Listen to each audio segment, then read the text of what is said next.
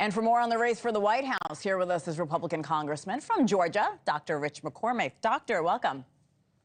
Good to be with you today. Thank you. Of course. So you've endorsed former President Trump. A lot of news coverage this week focused on who he endorsed, just because we were talking about North Carolina. Let me stick with that for a second, and then we will move on to the great state of Georgia. But I want to talk about Mark Robinson. Should Trump rescind his support, his endorsement, and now focus on his own campaign in that crucial state?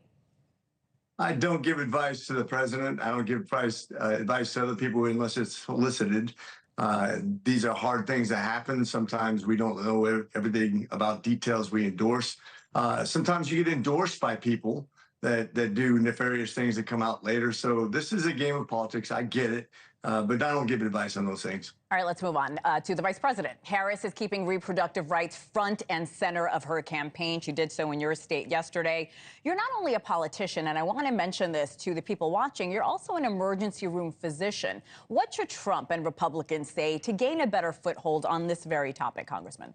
Well, first of all, realize it is a state issue. It's not a federal issue. The Supreme Court has ruled on this. Secondly, this is a distraction from the other things that the Democrats are losing on, such as border, crime, debt, energy, and education. Now, if you want to talk about abortion, what the vice president is eliciting is an emotional response to basically a lie, in my opinion. Now, I've looked at the cases. I don't know all the details. But when you talk about abortifactive measures that we take in the ER or any other hospital setting, we never, ever deny a woman access to an abortion in the efforts to save her life, ever. If it takes you 20 hours to become septic in a hospital, you've not done your job well. I'm sure they lost that medical case legally. You don't ever have to worry about being sued.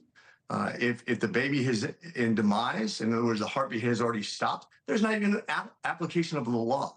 And that's my understanding of this case particularly, is they waited too long to do the DNC. The baby wasn't going to make it. The mother was in distress. They should have done the DNC a lot sooner. It's their fault, but it has nothing to do with the law. Thank you for the context of those two women dying in the Peach State. Going back to my question, what do you think Trump and his campaign should do to get a foothold in your state when it comes to reproductive rights? Yeah, when it comes to reproductive rights, we just tell the truth. It is a state's issue. It is a heartbeat. If you believe that once the heartbeat starts, that is life, and once it stops, it is death.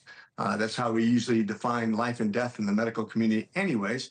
This is going to be decided on each local ballot as a state. We can't affect it at the federal level. It's not going to be a constitutional amendment.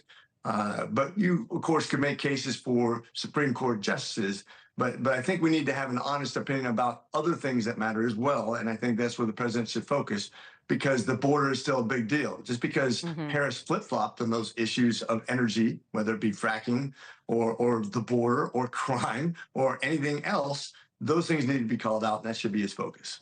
We were excited to have you for so many reasons. One of them, the big news that came out of the Peach State yesterday from the election board. They approved on Friday a new rule requiring hand counting of ballots. I am curious here, sir. Do you agree with this measure? Do you see this standing as we go into November?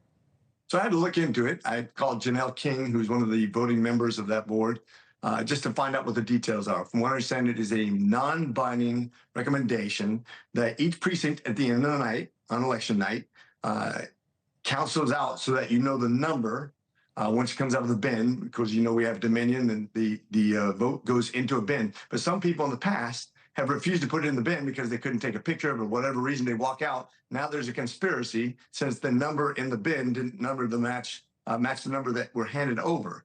Each precinct averages about 300 votes per night.